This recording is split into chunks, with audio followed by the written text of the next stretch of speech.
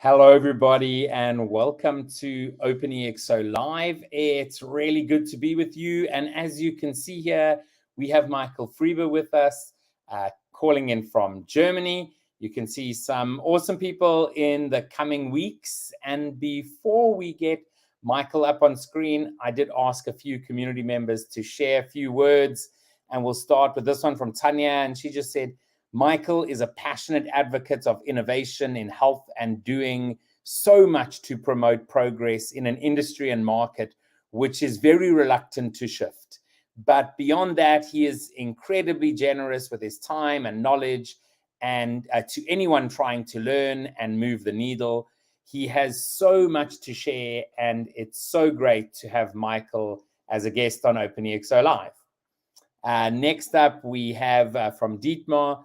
I've had the privilege of collaborating with Michael within the DACH OpenExO community and 2 book projects, and I can confidently recommend him as an excellent researcher, mentor, and leader. Michael is a passionate advocate for exponential organizations and has made invaluable contributions to the growth and success of the OpenExO community.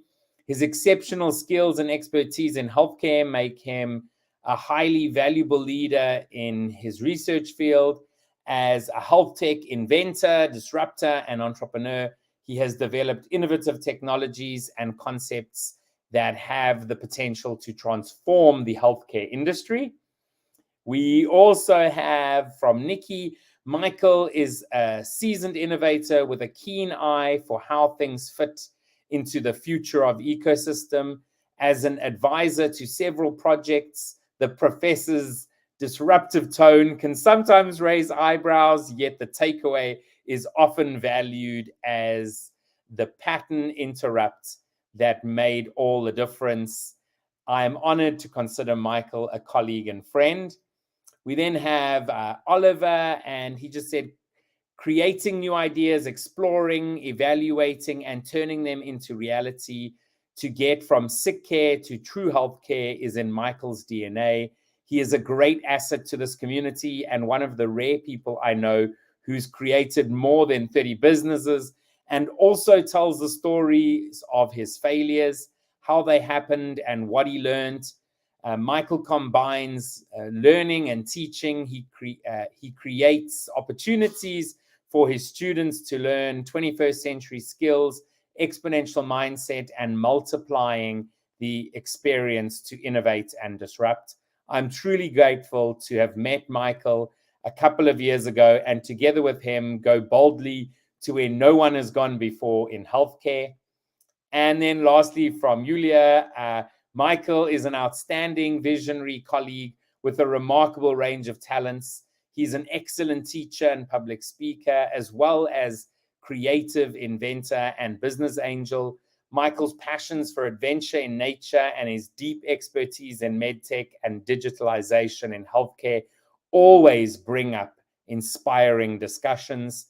He tackles challenges with an innovative 10x approach, and his ability to connect with people from all walks of life has fostered a strong network of professionals in the industry. Working with Michael is an absolute pleasure. I have learned a great deal from him. And so with that, I want to welcome Michael to the screen. How are you doing this evening? Hi. Well, I think the 30 minutes are almost over, right? So with all these, so I'm deeply flattered. Thanks a lot for the comments and the statements. So I'm really flattered. No, it's an absolute pleasure, and it's always wonderful, connecting with community members who are working together to do things, right? Which is the whole point, right? And so for those people who have never met Michael, just quickly share a little bit about yourself, a bit of your background, and also how you became a part of this community too. I think I start with the last thing first. It's very interesting to see that I was kind of like thinking and acting and working a little bit in the exponential field without actually knowing it. Mm. So when I found this group, I think it started. I'm not sure if it started with the book or not, but I got I definitely crossed the line of reading the book, and but I'm not sure again of whether the book was before or after I joined OpenExO. But anyway, I thought it was a really cool idea to actually not be the only one who actually wants to think exponential and believes that the times are changing faster than anybody can imagine. So Oliver says hello. Thank you very much, Oliver. And so that was that was the starting point for EXO, and that's quite a while ago. Probably in the definitely in the COVID space. So that's why one of the people that I never really met before was Oliver, and we had a really intense communication and exchange. And we met, about a half year ago, and it was awesome, because at the end of the day, you really, connected to people in this community, and they were actually the same or even better than what you had before. But anyway, to answer the question you asked, so I'm almost 60 years old. I hope nobody sees that. I use an app all the time. It's one of these AI apps that shows you the skin age, and I'm always happy when it shows like I'm 50 or 48, and my wife always laughs at me. So I'm an electrical engineer by training and a physicist. So I did quite a lot of research in the past, and I lived in the US for 5 years in the end 80s, early 90s. Most of the people that may be on this call have not even been born yet. But it was interesting because we had completely different computer systems, completely different startup, and so we had to work in a different setup. Everything was in books, right? So anyway, and then I came back to Germany in '93 and I started my first company. I was basically an entrepreneur since then. And at some point in time, I decided starting companies all the time is kind of like always the same. It's the same exhaustion always. It's the same problems that you deal with. Even though you may have been successful or not successful before, doesn't mean anything for the next one, because you have to start again from scratch. And it actually, people always think it gets easier, and I disagree. I think it almost gets a little more difficult, because you are not as naive anymore as you were in the first time you started the company. You're a little bit more realistic. And so anyway, I decided it would be time to do something else. And since I had a PhD and I did some research before, I thought maybe going to university would be a cool thing. And that was about the most interesting and most frustrating time, I have to say, because it was, everybody thinks universities are so incredibly innovative, and they are not. I can tell you that they're working very incremental. They're working very much based on research grants and what is available and what we can do. But nobody really looks at actually solving problems. And apologies, it's not nobody. It's most people. So Yes. I don't want to be that. But so it was quite frustrating. I'm still a professor, so I'm still working at several universities, but I have a freelance position, and that makes me significantly more free, and I like that setup a lot better now. So I'm regenerating. Yeah, absolutely. So from engineering into the sort of health tech space, what drove that shift? Actually, that was not a shift, because I was working for a small American company called IBM, and that company just basically paid for my studies. And then at the end of that, electrical engineering, at the end, I had no connection to healthcare at all, none whatsoever. And then I thought, oh, it would be kind of nice to actually go for a year to the US. And then I applied, and I got a job offer. So I went to the US for 1 year, very difficult process, because I had a visa for 1 year. And as I said before, I stayed for 5 years. So that means I kind of like tricked on my initial visa. That was quite difficult. But anyway, and the job I got was in a healthcare company. That was just pure luck in a way. And I got into a company that developed, produced, manufactured, and installed MRI systems, so magnetic resonance imaging system. One of the very early companies in that field, and I kind of like got stuck with it, to be really honest. So it was pure accident, just by pure accident. Okay. So, And you obviously are very honest about the fact that, I mean, healthcare is sick care nowadays, and So, what are probably like your main concerns? I think that sick care sounds, that sick care sounds sick, obviously, and it sounds wrong. But I think that sick care is more like a description of you are treated when you're sick. You're going to the doctor when you feel not healthy. You go into a hospital when you really need treatment. You go into a pharmacy when you need something to treat your sickness, your disease. I mean, everything has to do with sick, but that is a little bit historical. That's kind of like how it developed. People, 100 years ago, they didn't go to a doctor. They didn't know anything about prevention.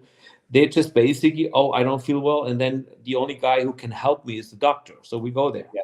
And it kind of like developed from there. And then there were all kinds of diseases in between, the plague, the measles, whatever, right? And so it was always had to do with sicknesses. And that's how the whole development started too. So universities or research programs were geared around diseases and sicknesses.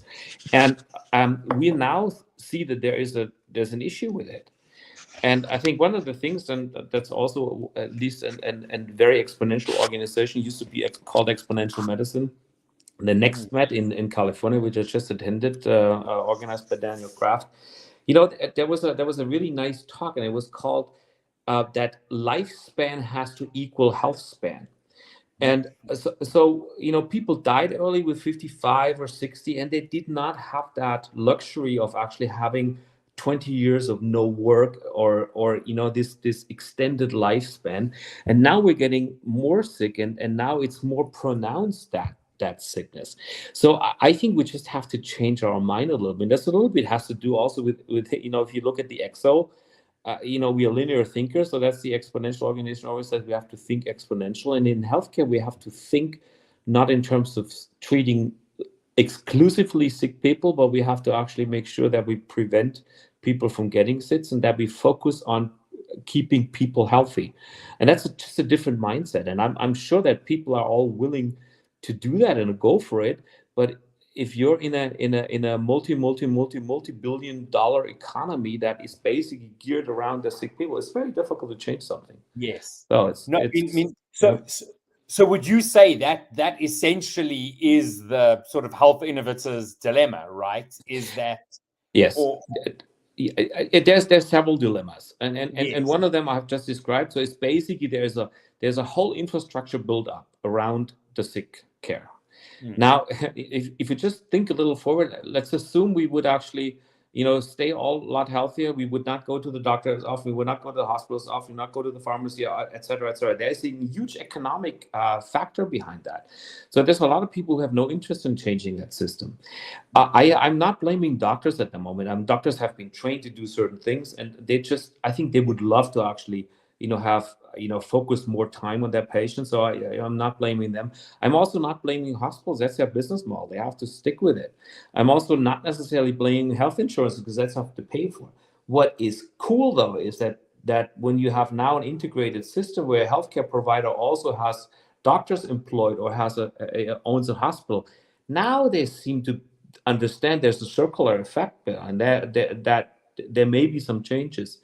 Now, to talk about the dilemma, if you, for example, come up with a great idea in terms of prevention. So I say, Kevin, I can give you a tool that will actually that will give you 5 more years of your life from 95 to 100. So if you're 50, you say that's still 45 years away, right? So proving my point is difficult. Creating an economic value is difficult. And at the end of the day, everything boils down to, is there a business model behind it? And there is unfortunately no business model for prevention. Because prevention, and this is one of the things I keep always preaching with the 5 Ps, the 5 Ps of healthcare say it needs to be preventive, it needs to be predictive, it needs to be personalized or precision medicine. You need to participate in it. Now, that's the biggest problem. If you don't participate in it, it will not happen. So if you don't look at prevention from your own perspective, it will not happen. Then it will lead to prolonged health. So if we don't take care of this participation issue, it will not happen. Now, again, money is the driving factor. And, if I go to a venture capitalist and said I have a great idea about prevention, they say, what's really cool, I need to have that too. And by the way, what was the business model you're addressing? And I said, I don't have one yet. I don't have one, but it will come. It will come. And this is a dilemma because I will not get any funding because I have no business model behind it. So this is a big dilemma. So why would I invest time and money and effort into something that basically doesn't have a business model or does not get funded? So you need to really want to change the system and be part of changing the system to actually engage in that. And just talking about it, and this is like the big thing that we all do, like we all talk about what's so bad about the system, what we have, but nobody's really attacking the system and actually trying to change it. So actively pursue change. That's the most important thing that we need to get into. Another dilemma. No, absolutely. And I see Nikki saying, coming soon, an interview with Michael about NextMed. Is that going to be about talking about actually taking action? I hope so. Hopefully not just talking. So I mean, I know that you know, you as you said, I mean, you're a professor, but you also work with a number of startups and companies developing, you know, new products, etc. You know, what are some of the exciting things, I guess, that you are seeing that you know, maybe are getting past this innovators, this, you know, sort of innovators dilemma here? Yeah. Let me add maybe one more thing, because that's maybe one of the things which is the solution to the whole thing, is if you need to find maybe a business model in the sick care setup as well as in the prevention setup, so that you have a little bit of an existing business model where you can actually sustain your business and maybe continue development. So one of the things, and I'm saying this because Nikki is also on the line, so we have one device called Body Tune, where we basically have a device that measures, you know, body sounds, and one of the body sounds is, for example, carotid flow. So how does the blood flow in the carotid arteries? And you can actually, interesting enough, you can get a biometric profile out of this. So I can actually clearly say that profile is from Kevin and not from Michael. And if you do that at many different places in the body, for example, you could get an audio profile of the body. What does that mean? We don't know yet, but what it means is that if you have a profile, a biometric profile, it will also show if there's anything changing, right? I mean, there may be changes with Kevin. Luckily, is not 40 anymore. He's now 50, and now he's 60. There's some age-related changes. That's good. That's quite all right. So we may be able, with deep learning and big data, we may be able to actually take these aging components out and just focus on the components that are actually maybe indicating a slow decay or certain things. And that's actually, it's not only with audio. You can add to a biometric profile all kinds of other data points. And so that's one of the devices that I or one of the ideas that I think is really cool with respect to the future, so predicting things. But it can also be used in the current healthcare system to maybe identify and diagnose a stroke, or identify or monitor a therapy on the carotid artery stenosis. So there's a business model right now and potentially one in the future. And then we have another one that's really cool too, that actually this sound approach is also used to guide needles and guide surgical robots. And so there's a lot of exciting stuff on it, where we really don't know where it will lead to. And now if you talk OpenExO and we look at the convergence of all the technologies that happen, so we have AI included, we have advanced sensorics included, we have robotics included. If you put this all together, it's just really cool things could theoretically come out, right? So no, I mean absolutely. It's quite insane, right? That we would never think to sort of drive our car without looking at you know how much if you're an electric car, how much battery life, or how much petrol or oil lights, etc. But we're very happy to do that with our lives, with our bodies, right? If we would treat there's a lot of people who say if we would treat our body and our health like our car, we would already live longer. get an Correct. oil change every once in a while, or recharge the battery, as you said. So these are the kind of things we don't really do, and we wait to get sick. Yeah, Yeah.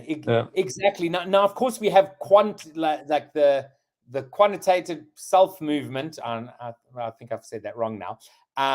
Where people, you have the really insane people who, have devices and chips and this and that, and they really, mapping their brain function, etc. These are not many people, but there are more and more people, with devices like this, which maybe aren't doing much, just checking how well you're running, or many people with Aura rings or whatever,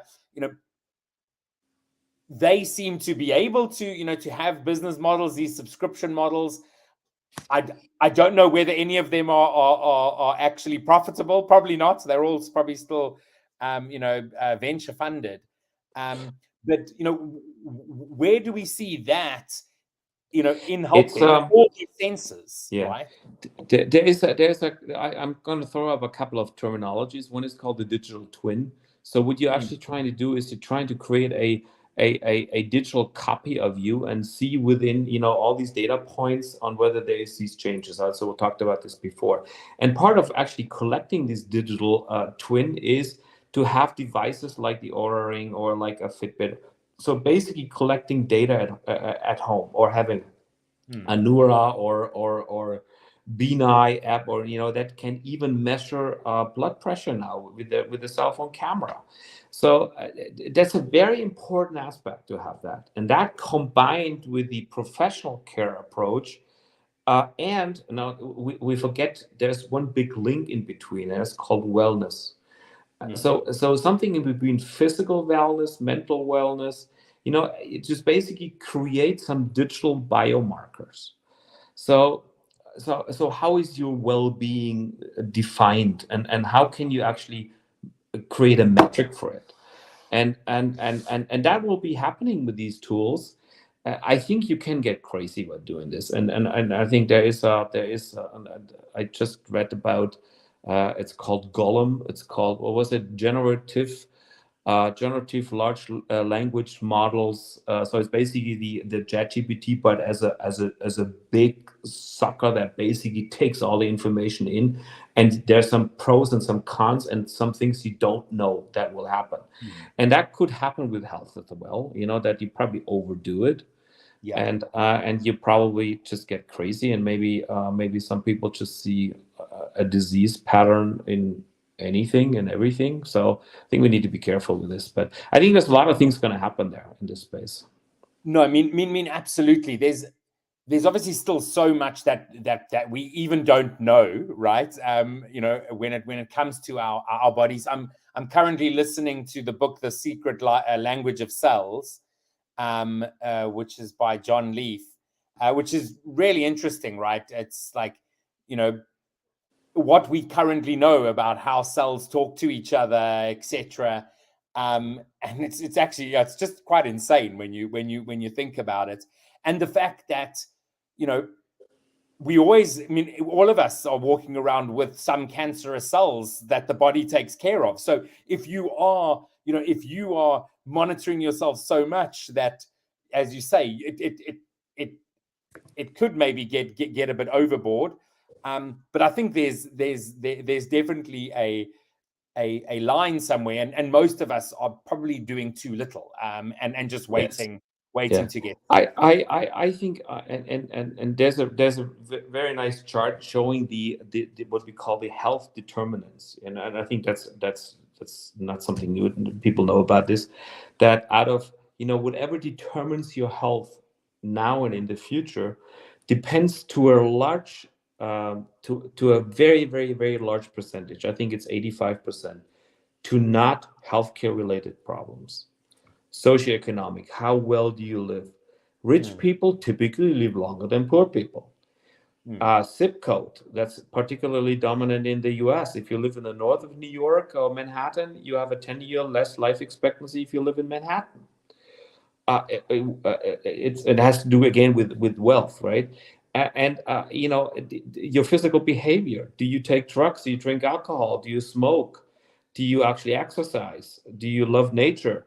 All these kind of things add up, and they are more important than any of the healthcare. So I would see in the future healthcare maybe as something, or sick care, if you want. I don't think sick care is a bad name, by the way. I think it's just when you're sick, you want to be treated, and I think that has to stay that way. But you have a healthcare that basically leads you to maintain a health as long as possible.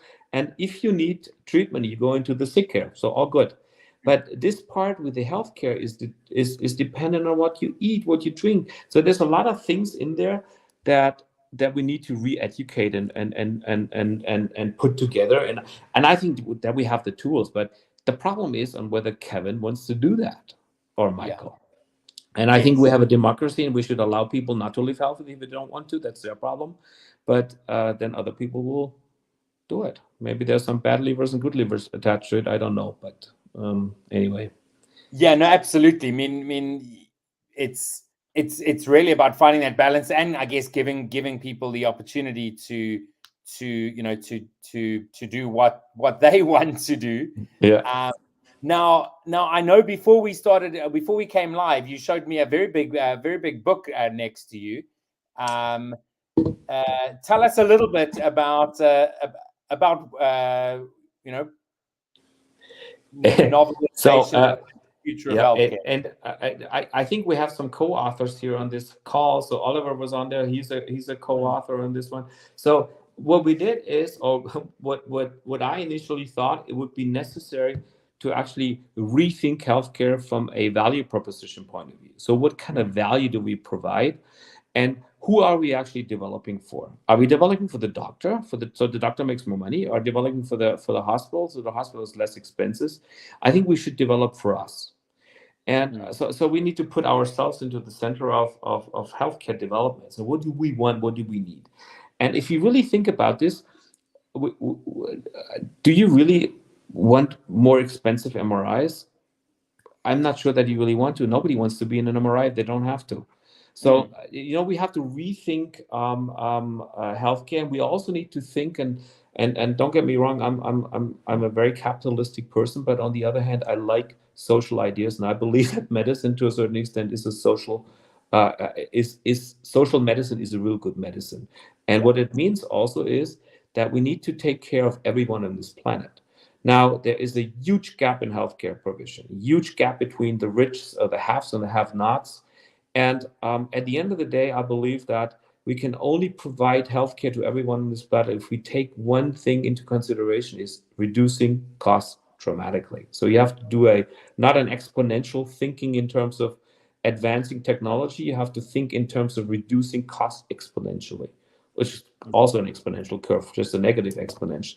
Yeah. And if you do that, you will come up with new ideas, you will come up with new markets, you will come up with new business models, you will come up with what we call health democratization. So, and that's why this book says, also has a subtitle with the health democratization and providing entrepreneurial concepts, because I think that will not come, these kind of things from big companies, because big companies need big tools, they need big devices, they need big revenues, otherwise they cannot sustain their business model. Yeah.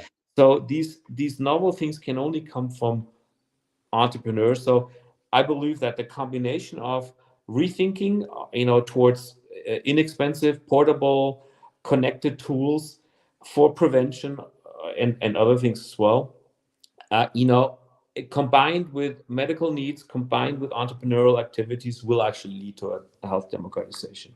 So that's what I wanted to put in this book. So thank you everybody who actually wrote an article. And Peter Diamandis, thank you very much, wrote the forward to it. So awesome. And I mean, ultimately it's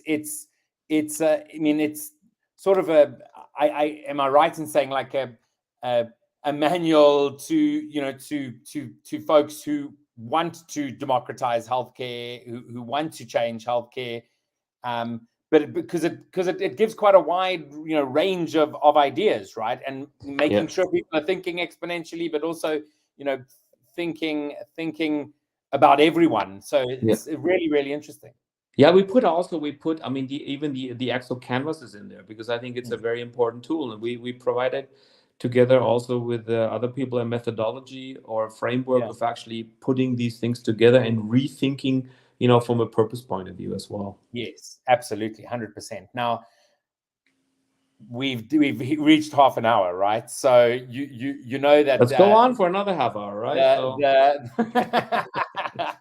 The sun is setting in Germany. Down here. See, it's a little darker now. And the sun has definitely set here in Cape Town. I always end off by asking, what is one thing you want people to take away as they watch the show?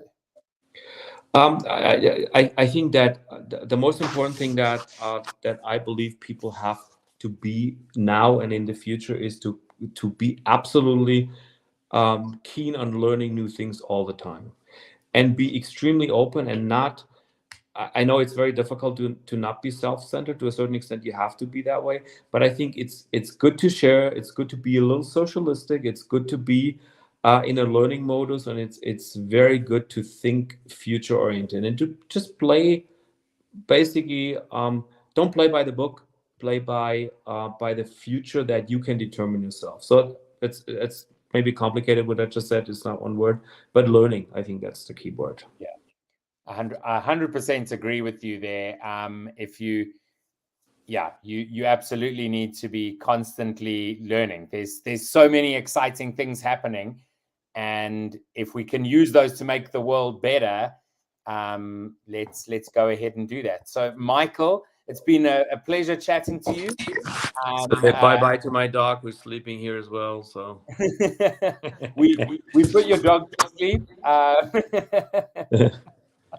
It's wonderful connecting with you. Looking forward to connecting with you in person in Barcelona. July, in Barcelona. But thanks so much for being here, and we'll chat again soon. All right. Thank you very much. Thanks to all listeners. Bye-bye. Bye-bye. Bye. So great chatting to Michael. As Nikki did put in the chat, and I put up there, there will be an interview from Michael about what went down at NextMed. So be on the lookout for that as well. It's wonderful chatting this evening, and we'll see you all again next week. Thank you so much.